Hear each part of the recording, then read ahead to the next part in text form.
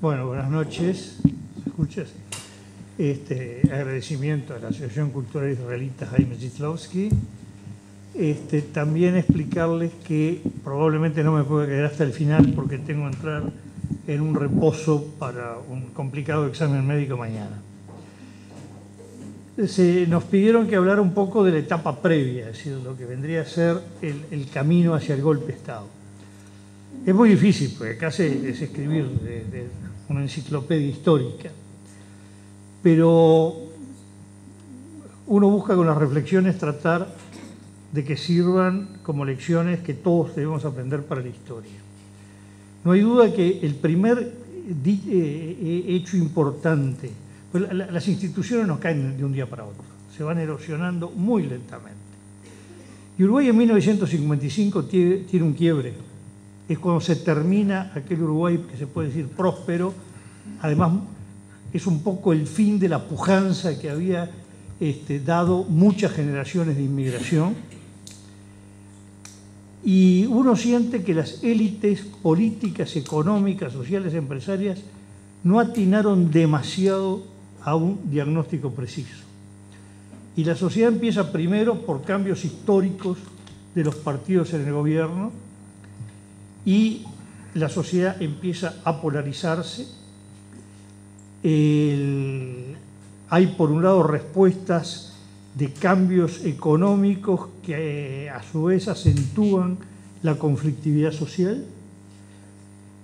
Y ahí empezamos a ver que aparece el Instituto de las Medidas Prontas de Seguridad, que casi no se había usado salvo en 1951, y cada vez con más frecuencia, aparece en 1959. En 1963 se hace un cambio de gobierno, del primero al segundo colegiado blanco, bajo medidas prontas de seguridad. En 1965, en una feroz crisis bancaria en que el dólar prácticamente triplica su precio de comienzo a fin de año, hay 3 veces aplicación de medidas prontas de seguridad, y el propio Gestido, que en 10 meses de gobierno cambia 3 veces de rumbo, tiene también aplicación de medidas prontas de seguridad. Llegamos a 1968 y el 13 de junio viene la implantación de unas medidas prontas de seguridad que, con distintos nombres y formas, es un estado de excepción que no desaparece en Uruguay por 15 años, 16 años. Medidas prontas de seguridad. El Uruguay tiene un sistema constitucional que no tiene estados de excepción propiamente dicho. Siguiendo un poco la categorización napoleónica, no existe estado de sitio, no existe estado de asamblea, sino que hay medidas que son estrictamente medidas, prontas porque son rápidas, de seguridad, por lo tanto, para atender un elemento contingente. Sin embargo, se transforma en un estado. Tanto es que se empiezan a adoptar medidas que afectan desde los precios a los alquileres por medidas prontas de seguridad con una fluctuación desde el punto de vista represivo, de acentuación a momentos incluso de interrupción. Pero tuvimos ya lo que viene a ser técnicamente un estado de asamblea que no cesa más. Y atención, porque esto es muy importante. No fue un presidente de la República que le impone al país un estado de esta situación. Tuvo aval parlamentario casi permanentemente. Algunas veces levantó el Parlamento, fueron restablecidas, pero no hubo una reacción parlamentaria que hiciera realmente, intentara llevar al límite el cese de las medidas de seguridad. Ya hay acá una acentuación de lo que podemos llamar la erosión de la institucionalidad. Hay un hecho que no es menor. En septiembre, 8-9 de septiembre del 71, Pacheco Areco, que había centrado todos los aspectos represivos en la policía, se siente desbordado cuando la fuga masiva a Punta Carretas y otorga la conducción de la lucha antisubversiva a las Fuerzas Armadas. Es el primer acto formal de participación de las Fuerzas Armadas en este proceso de erosión. una fecha que veo que no se menciona tanto y es un clic, no solo en el proceso institucional, sino también en el proceso interior de las Fuerzas Armadas. No era lo mismo las Fuerzas Armadas hasta ese momento, más allá que daría para larga exposición todos los movimientos ideológicos que se expresaban internamente, pero ahí ocurre esto. Luego tenemos ya, yo diría, 3 fechas claves. El 15 de abril de 1972, la Asamblea General, con el voto de más del 80% de los legisladores, declara el estado de guerra interno, que no estaba previsto constitucionalmente, junto con la suspensión de la seguridad individual. La seguridad individual se había suspendido transitoriamente 30 días en octubre del 70, cuando el secuestro de Dan Mitrione, a raíz del secuestro, bueno, va a aparecer la muerte, pero la suspensión fue decretada antes. Y aquí es una suspensión de la seguridad individual que continúa ininterrumpidamente, renovada por el Parlamento hasta mayo del 73. Ahí no hay renovación de la suspensión de seguridad individual y el Bordaberry decreta medidas prontas de seguridad. Pero es un jalón porque el estado de guerra interno, no solo a esas Fuerzas Armadas que tenía la conducción de la lucha antisubversiva, o si se quiere, los mandos militares que tienen la conducción de la lucha, se le da un marco legal de acción con un concepto que en lo militar es muy importante, lo que quiere decir, estado de guerra. Para un militar, estado de guerra quiere decir que está en la guerra hay enemigos y hay determinadas reglas y normas. Bueno, que hay determinadas reglas y normas que supone una guerra. Una guerra es básicamente que a un enemigo se le destruye, después se le puede aniquilar o no, pero por ahí anda, ¿no? Entonces, decretar el estado de guerra implica una lógica, un mensaje a las Fuerzas Armadas de cuál es la lógica en que deben actuar. Por lo tanto, no es un tema menor para lo que viene después. Y además con la legitimidad que le da el mensaje dentro de la Fuerza Armada, decir, esto lo votó el Parlamento. Luego tenemos los sucesos de febrero, donde hay 2 fechas. Normalmente se menciona el 9 de febrero.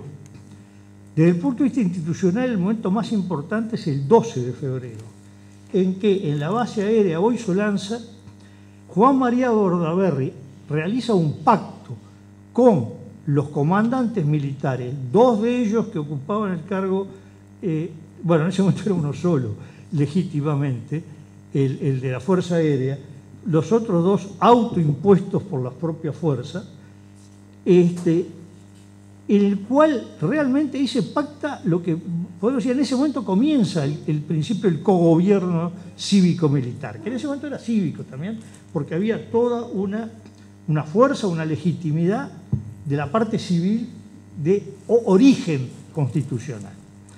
Y esto se termina pautando con la creación del Consejo de Seguridad Nacional, con la participación de militares en actividad en directorios de entes autónomos, servicios centralizados, organismos del Estado, direcciones generales de ministerio.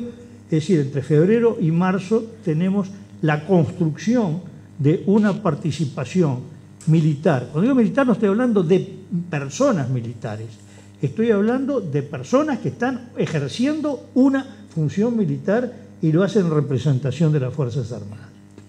Y finalmente viene el 27 de junio, que es el último eslabón de la cadena. Yo creo que es muy importante ver todo el proceso, porque a veces nos quedamos con la película final y no se mira que eso estaba preanunciado con los distintos pasos que se van dando. No quiere decir con esto que fuera inevitable, siempre hay momentos. Y también todo el sistema político, de alguna manera, tiene momentos en que tiene un descreimiento de lo que en ciencia política le llamamos poliarquía. Es decir, lo que en una definición muy bruta que voy a decir se le dice democracia liberal muchas veces. Es mucho más compleja la terminología. Pero tenemos desde cosas como la aprobación indefinida de medida de pronta seguridad, expresa o tácitamente por el Parlamento, la aprobación del estado de guerra, la de seguridad del Estado, pero también cuando en el mes de febrero hay sectores importantes del país, particularmente en la izquierda, en los movimientos sociales, que ya están mirando no las formas poliárquicas, sino la sustancia de qué se iba a debatir, y hay una visión positiva, una parte muy importante de la izquierda, sobre todo dos comunicados que hicieron famosos del día 9 de febrero, que llevan los números 4 y 7, que no se puede probar grafológicamente, pero que fueron redactados por el coronel Ramón Trabal. Es decir, hay un deterioro de todas las concepciones poliárquicas. Tengamos en cuenta además algo que es muy importante. Hay otro golpe de Estado más, que es el 12 de junio del 76. Ya en un régimen autoritario, semiautoritario, las categorías politológicas son muy complicadas, es cuando los comandantes en jefe resuelven destituir a Bordaberry. Y es muy interesante que la destitución se produce porque Bordaberry quería hacer un acto refundacional del Estado. En ciencia política y más en una subdisciplina que se le llamó transitología, que tuvo una vigencia en estudio de las transiciones de regímenes autoritarios a regímenes competitivos, donde se estudiaba la Europa al sur, Portugal, España, Grecia, el cono sur, Sudáfrica, Europa al este. En general se dijo, los golpes más bien hay de dos naturalezas, los refundacionales que quieren hacer un Estado nuevo y los quirúrgicos. ¿Quirúrgicos cuáles son? Que aquí entra... Bueno, Bordaberry claramente era refundacional.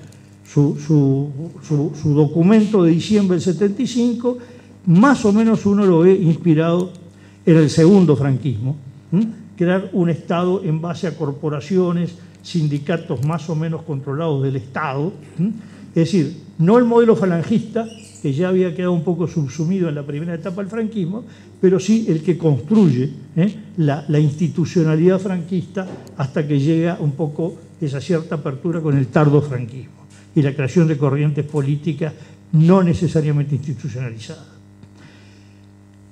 Y las Fuerzas Armadas reaccionan, bueno, eso implicaba disolver los partidos políticos. Y las Fuerzas Armadas reaccionan con cómo se van a disolver partidos políticos que para la estructura militar eran dos, blancos y colorados.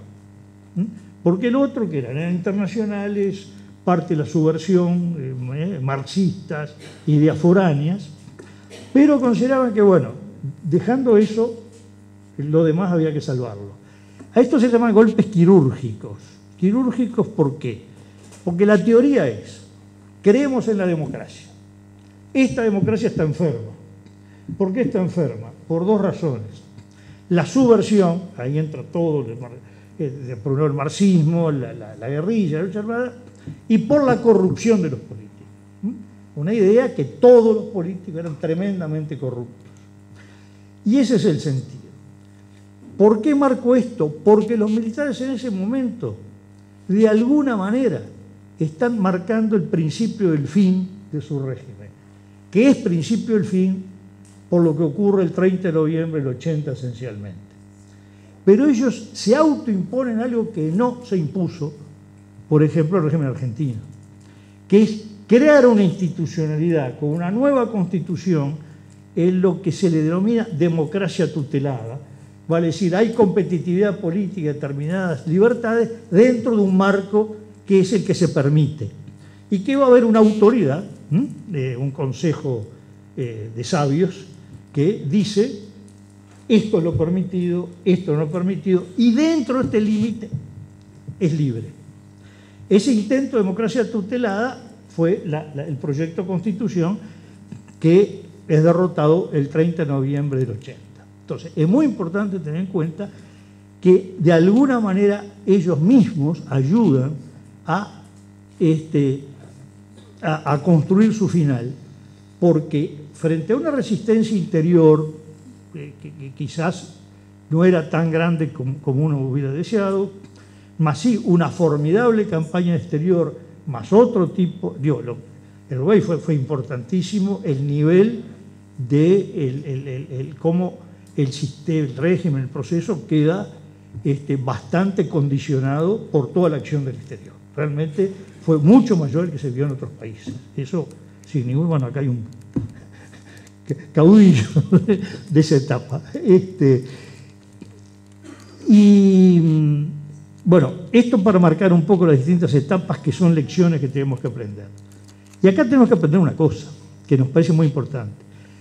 Ese plebiscito del no, que fue histórico, no sé si es verdad lo que todos nos creemos, que fue la primera vez en el mundo que un régimen autoritario pierde un plebiscito, pero por lo menos es bueno quererlo. Por lo menos, digo, da la impresión de que sí, ¿no? También es verdad, y hay que reconocerlo, la primera vez que un régimen autoritario pierde y cumple el resultado, ¿no? El diario La Nación o La Prensa, no me acuerdo, al otro día del plebiscito, hace todo un artículo diciendo que los servicios de inteligencia argentinos le habían advertido cuando iba el resultado que las Fuerzas Armadas, los servicios de inteligencia, acá no sé quién sería, le habían dicho, nosotros conocemos mejor al Uruguay. Y decía, pero además no se les ocurre hacer un resultado que podían perder sin tomar las medidas para evitarlo. A mí me contó gente que estaba en la corte electoral de esa época, que un día, pocos días antes, los llaman los comandantes a preguntarle cómo iba a ser el proceso del referéndum, del plebiscito, perdón. Y entonces van, un abogado técnicamente explica todo, y dice, bueno, y va la cuarta acta que queda fuera de la urna. Y entonces, ¿y qué es eso? Bueno, es el acta porque si se cambia lo que hay dentro de la urna, esa es la comprobación de que hubo manipulación del voto. Ah, ¿y eso se hace siempre? Sí, esto desde 1925. Bueno, entonces que se haga. Y me acuerdo cómo se van. Le comenta entre los técnicos y los miembros de la Corte Interventora. Así que estos no piensan hacer fraude. O tienen una convicción cívica muy honda o están muy convencidos que ganan, ¿no? Una de dos. Pero si estaban con la duda de perder y además querían hacer fraude, le erraron el camino. Bueno, pero dejando de lado anécdotas y que algo gracioso visto desde hoy, 50 y pico años después. Realmente yo del plebiscito no puedo contar de afuera, yo estaba en el exilio. Sí es importante esto. El sí obtuvo del total de votantes el 56%. El no el 42% y 2 en blanco y anulado. Fue la vez que hubo menos votos en blanco y anulado. Pero hubo 42, perdón, el no 56 y el sí 42. Bueno, el 42% votó a favor del proyecto de reforma, ¿no? Es decir, esto hay que atenderlo, porque a veces existe la idea que hubo un puñado de militares, muy chiquito, que dio un golpe de Estado y todo el pueblo en contra, ¿no? Y esto cuando ya había un importante deterioro, cuando se da el golpe de Estado, el clima en Montevideo y el interior era diferente, ¿no? En Montevideo había un clima que se podía decir mayoritariamente contrario, capaz que no, pero por lo menos como donde uno se movía era así. Pero en el interior el clima era otro. E incluso a nivel de la propia gente de los partidos tradicionales, uno veía que no seguían mucho el discurso de sus líderes, porque el clima de la población era otro. Eso se notaba mucho. Es decir, yo estaba vinculado a mi pueblo, a Dolores, iba regularmente, yo desarrollaba una actividad agropecuaria y, bueno, por muchas razones uno tenía una especie de inmunidad ahí porque era don Oscar, yo que sé, aunque era un gurí, y entonces podía verme con mucha gente y veía cuál era el clima que había en el pueblo. Era muy poco antidictatorial o anti-régimen militar. Y siempre me recuerdo una frase de Giorgio Amendola, líder comunista italiano, cuando habló del periodo que el fascismo en Italia tenía un gran consenso de la población, y decía, eso mismo hace que la resistencia haya sido todavía más heroica, porque no solo hubo que luchar contra la represión, sino que hubo que luchar contra masas importantes del pueblo que no veían o no estaban en contra de lo que estaba ocurriendo, y que muchas veces venía la frase, bueno, sí, está, pero ¿por qué no te quedas quieto? ¿Qué estás haciendo si total las cosas no están tan mal, ¿no? Es decir, esta reflexión a mí me impactó mucho de Giorgio Amendola, porque tiene algo que ver con lo que vivimos acá. Y por último, un poco relatar los últimos días. Recordemos que el casus belli, se diría, el motivo formal del golpe, formal o casi, termina siendo lo que intentó ser el desafuero y el juicio político a Erro. Empieza en abril con el envío de un desafuero. Hay que revisar esas actas de sesiones del Senado y de la Cámara de Diputados. La forma en que los senadores, incluso de sectores que tenían ministros en el gobierno Bordaber, cuestionaban cómo estaba hecho el expediente. Decir, por ejemplo, no están bien foliadas las hojas, no está documentado tal testimonio. Es decir, la discusión obviamente era política, pero se cuidaron las formas de que no se podía dar un desafuero si no se cumplían estrictamente todas las normas de declarar haber lugar a la formación de causa. Cuando no camina en el Senado se inicia el juicio político, que el jueves previo, el jueves 22, termina definido por un voto, 50-49. El último voto fue de un diputado blanco herrerista del grupo de Mario Heber, César Rodríguez Ibarburu, que además tenía una cabeza que parecía Benjamín Franklin. El terror con que pronunció el rechazo, que fue el voto que volcó el rechazo del juicio político a Erro. Tanto que una vez Mario Nelson Santos, un gran periodista de CX30, se lo encuentra en la calle, ya produció el golpe, y dice, usted es el culpable del golpe. Se conocían, ¿no? ¡No! Su voto, decía. Bueno, producido el golpe, del lado de Seregni se tuvo inmediatamente información que ya se había trazado el plan para dar el golpe. Y el golpe consistía en que Erro se había ido del país para la asunción de Cámpora el 25 de mayo y se había quedado en una gira por Argentina. Y precisamente en torno al 27 de junio estaba previsto su retorno. Y que el plan consistía que en el momento que retornara Erro lo detenían, entonces esperaban que el Senado o la Asamblea General se pronunciaran exigiendo el respeto a los fueros, y entonces a raíz de eso, de que el Parlamento protegía a un cómplice de los Tupamaros, de la subversión, dar el golpe de Estado. Con toda esa información que se acumuló el fin de semana, nos tocó a nosotros todo el lunes y buena parte del martes trabajar en eso, mejor dicho, el lunes y la madrugada del martes. Es que el martes de mañana temprano, reunida la mesa ejecutiva, se decide que Selmar se vaya a Buenos Aires a frenar a Erro. Era la única persona que podía estar en condiciones de frenarlo, que tenía confiabilidad de parte de Erro para entender que él no podía volver. Y esa fue la ida de Selmar. El coronel Sofriategui, que dirigía las secretarías y coordinación del Frente Amplio, fue, no recuerdo si le dio el pasaje, pero sí que le dio dinero dinero para un día de hotel. Bueno, y fue a frenar a Erro. Todo lo que se pudo saber a lo largo del día es que en conocimiento de que el mar iba a frenar a Erro, resuelven eliminar el pretexto y precipitar el golpe.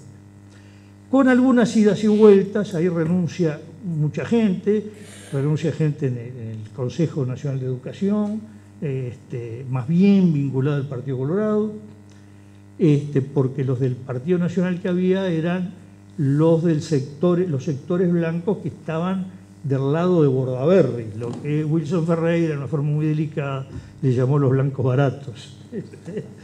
Y alguien una vez dijo, no, Wilson se equivoca, eran los blancos regalados. Pero dejando de lado los chistes, las anécdotas, y ahí sí vino la renuncia de una serie de ministros, sobre todo algunos muy amigos de Bordaberry, Purriel, Robain Ansó, Presno, me estoy salteando a uno, eran 4, y en algún momento dicen que titubeó Bordaberry y que al final resolvió ponerse todo al hombro y firmar en la madrugada, a esas 4 o 5 de la mañana, el decreto de disolución de las cámaras, que es formalmente el acto del golpe de Estado. Pero claramente la preparación había sido hecha, tanto que el sábado y domingo, que se había retenido a las unidades militares, al personal dentro de las unidades militares, e incluso a los cadetes de las escuelas militares, se les comunica que va a haber un acontecimiento importante en los próximos días y cada unidad recibe las órdenes transmisibles, otras son las que tenían guardadas los jefes para dar en el momento de actuar, para procesar el golpe que ya estaba más o menos previsto para el 27 de junio, a raíz de que ese sería el día del retorno de Erro. Bueno, creo que más o menos un poco desordenado intentamos hablar del pasado y un poco cómo fueron desde un ángulo esos días, que hay 800 ángulos para hablar de esos días, ¿no? Muchas gracias.